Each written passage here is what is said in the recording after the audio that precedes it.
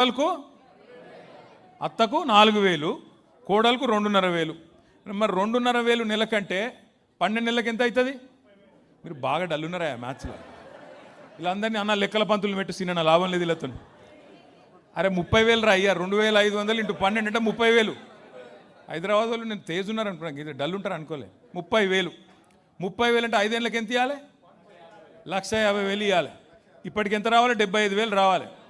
వచ్చినాయి వాళ్ళకన్నా 75,000 నేను ఇవ్వాలి. అందుకే ఖైరతాబాద్ నియోజకవర్గం మా తమ్ముళ్ళు, మా అన్నలు, మా అక్కలు, చెల్లెళ్ళ సమక్షంలో చెప్తున్నా, రేవంత్ రెడ్డి నువ్వు చెప్తున్నావు కదా 1 కోటి మంది మహిళల్ని కోటీశ్వరులు చేస్తా అంటుండు రేవంత్ రెడ్డి.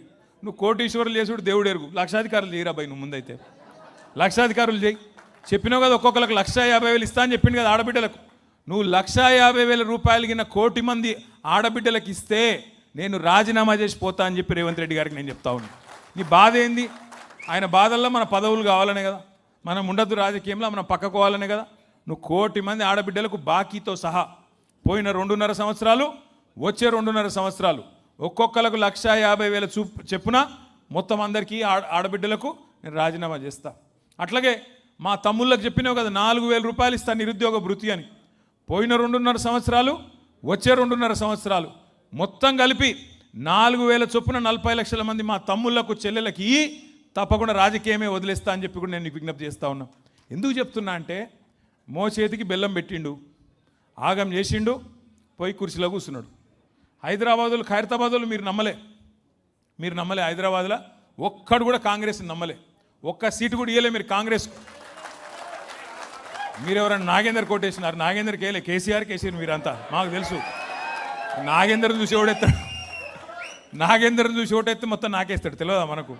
నాకేసిండు అన్నట్టే అట్లే జరిగింది. కానీ కేసీఆర్ గెలవాలి కదా, ఈయన సక్కటోడు కాకపోయినా కేసీఆర్ గారు ముఖ్యమంత్రి అవుతారు కదా ఎమ్మెల్యే గెలిస్తే అని చెప్పి ఓటేసిరు. సరే ఆయన వేయండు, రేవంత్ రెడ్డి సంకల కూర్చున్నాడు, ఇవాళ పెద్ద పెద్ద మాటలు చెప్తున్నాడు. నేను ఒకటే మిమ్మల్ని అందరినీ ప్రార్థించేది, మిమ్మల్ని అందరినీ కోరేది, ఖైరతాబాద్లో 2 సార్లు గులాబీ జెండా ఎగిరేసినాం.